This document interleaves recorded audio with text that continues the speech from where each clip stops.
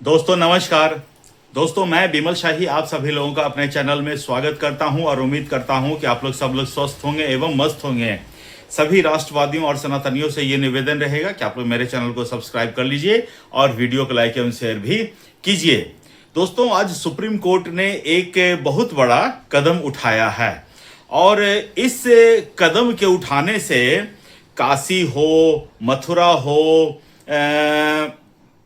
संभल हो, वहां पर जो मंदिर और मस्जिद विवाद जो इतने दिनों से चल रहा है उसमें जो है आपसी सहमति बनाने का सुझाव दिया है। तो आज हम लोग इसी पर चर्चा करेंगे।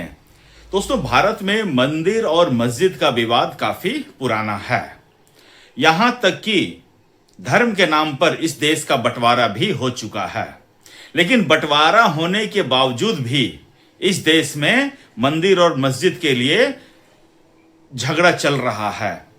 और इस देश में मेजॉरिटी हैं हिंदू और मुस्लिम हैं माइनॉरिटी। लेकिन आप सोच लीजिए दोस्तों, इस देश में मेजॉरिटेरियन को, जो बहुसंख्यक लोग हैं, उनको एक मस्जिद, एक मंदिर, एक नहीं 3 मंदिर आप कह लीजिए, पर कब्जे के लिए लंबी कानूनी लड़ाई लड़नी पड़ती है।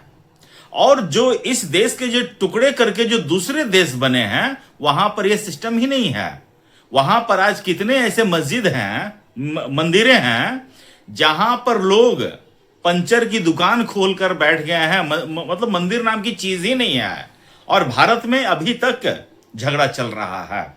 तो आज सुप्रीम कोर्ट ने एक बहुत बड़ा सलाह दिया है कि जुलाई से लेकर अगस्त के महीने तक लोक अदालतें लगाई जाएंगी और इसमें दोनों पक्ष आपस में बैठकर अपने जो भी ग्रीवांसेस हैं उनको रखेंगे और इनको आपसी सुलह के आधार पर, सहमति के आधार पर इसमें सुलह किया जाएगा, जिससे जो है काशी, मथुरा और संभल, इन तीनों जहां पर जो मंदिर और मस्जिद का जो विवाद चल रहा है उससे एक रोक लग जाएगा।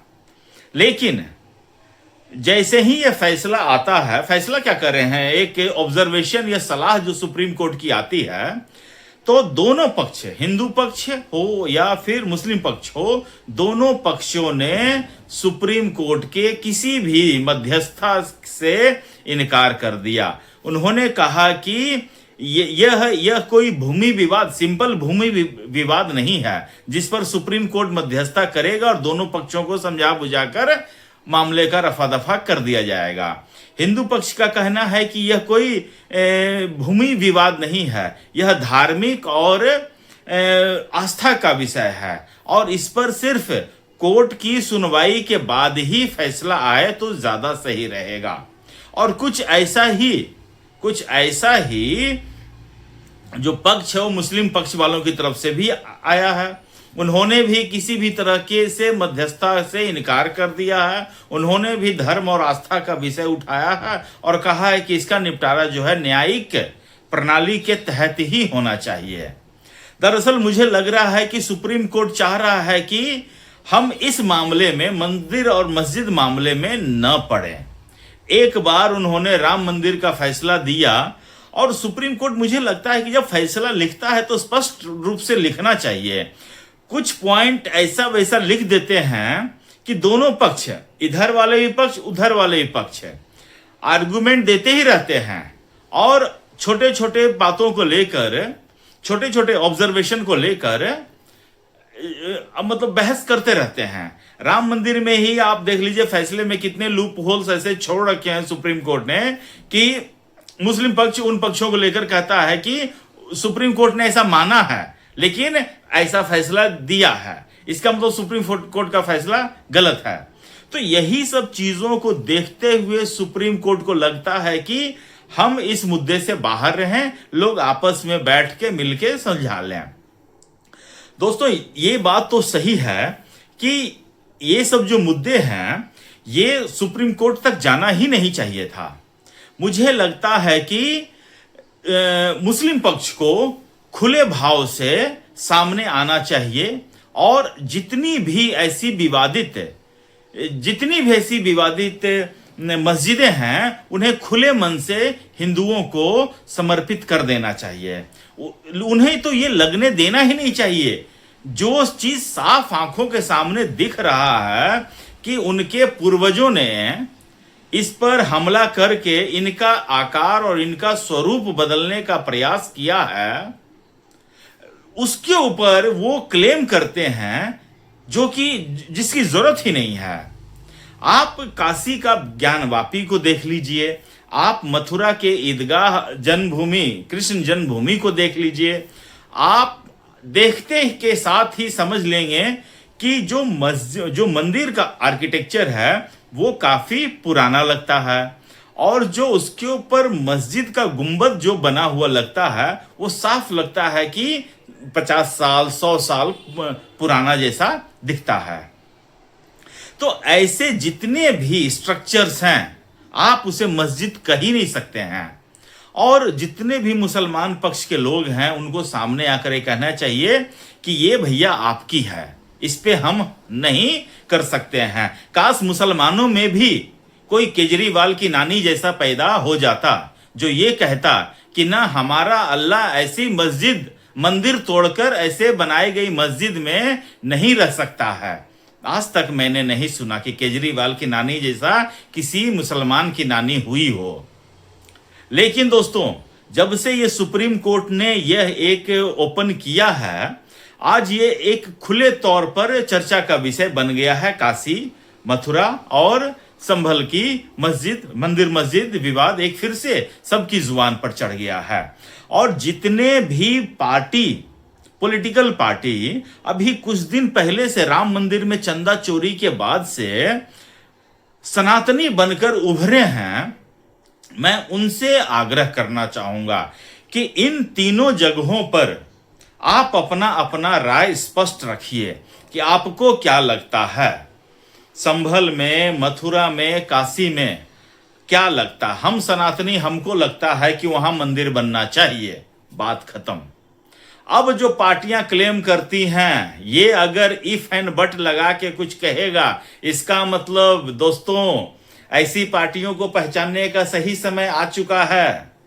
ठीक है ना? हम लोग बचपन में नाउन पढ़ते थे, प्रोनाउन पढ़ते थे, तो टेंस पढ़ते थे, तो हमें वाक्य को पहचानने का नियम बताया जाता था कि जो प्रेजेंट टेंस में होते हैं उनमें उनके अंत में ये रहेगा तो ये प्रेजेंट परफेक्ट होता है, ये रहेगा तो रहा है, रही है तो प्रेजेंट कंटिन्यूअस रहेगा, गया है मतलब प्रेजेंट परफेक्ट कंटिन्यूअस रहेगा। इस तरह से पहचानने का नियम, वाक्य को पहचानने का नियम पढ़ते थे और उसके आधार पर ट्रांसलेशन करते थे। याद है ना आपको? इसी तरह से ये जो सुप्रीम कोर्ट का आज जो ऑब्जर्वेशन आया है, सुझाव आया है, इससे आपको समस्त जो सनातनी कह के पिछले 1 महीना से घूम रहे थे, राम मंदिर बहुत बड़े राम भक्त बन रहे थे, अब उनको पहचानने का नियम आ गया है। जो आदमी अगर इफ एंड बट लगा के बात कर रहा है वो समझ लीजिए सनातनी नहीं है। जो सनातनी रहेगा वो सीधा सीधी बोलेगा, जो मुसलमान रहेगा वो सीधा सीधी बोलेगा कि उसको मंदिर चाहिए कि मस्जिद चाहिए। लेकिन जो कालनेमी रहेगा, जो ढोंगी रहेगा, वो इफ एंड बट लगा के बात करेगा। ये मेरा कहना है। और दोस्तों, मेरा भी ये मानना है कि सुप्रीम कोर्ट या कुछ भी हो, सुप्रीम कोर्ट को सबसे पहले जो भारत के संविधान का जो वर्शिप एक्ट है उसके ऊपर निपटारा करना चाहिए। वर्शिप एक्ट के कुछ एक लूप होल्स का सहारा लेकर कुछ जो सनातन के जो वकील हैं, सनातन के जो रखवाले हैं, उनके लूप होल्स को निकालकर इन सारे प्लेसेस का सर्वे कराने में सफलता प्राप्त की है। और सर्वे में ये पता चला है कि ये सारे जो स्थल हैं वो हिंदू स्थल हैं और इनके ऊपर से मस्जिद का निर्माण किया गया है। ये तो अब स्पष्ट है। तो जब स्पष्टता के साथ हो गया है तो अब मैं तो कहूंगा, मुसलमानों को कहूंगा, आप अपना दिल बड़ा रखिए। नहीं तो हम कह रहे हैं ना, आपको आंसू बहाने के लिए जमीन कम पड़ जाएगी, आप आंसू बहा नहीं पाएंगे। हम बता रहे हैं जिस तरह से आप जो अगर 3 मस्जिदों को के लिए के चक्कर में कहीं ऐसा ना हो कि 30,000 मस्जिदें गवा देंगे। अभी आप यूपी में देख रहे हैं ना, कितने मस्जिद आप खोए हैं, जरा सोचिए। अगर भारत सरकार सख्ती से वक्फ बोर्ड का जो कानून का इंप्लीमेंटेशन करवा दे, तो ओवैसी जी का भाषण आपको याद है ना, कि भारत में 97% जो वक्फ की प्रॉपर्टीज हैं वो रजिस्टर्ड ही नहीं है। तो जितना जो मस्जिद है, ईदगाह है, दरगाह है, सबसे हाथ धो बैठिएगा। इस चीज को समझिए। और 3 के लिए 30 खर्चा कर देना, ये मुझे समझदारी नहीं लगती है। बाकी देख लीजिए, आपका मर्जी, आपकी, आखिर सर है आपका। तो दोस्तों, मुझे आज के लिए इतना ही अपडेट देना था। आप लोग अपना ख्याल रखिए, स्वस्थ रहिए, मस्त रहिए।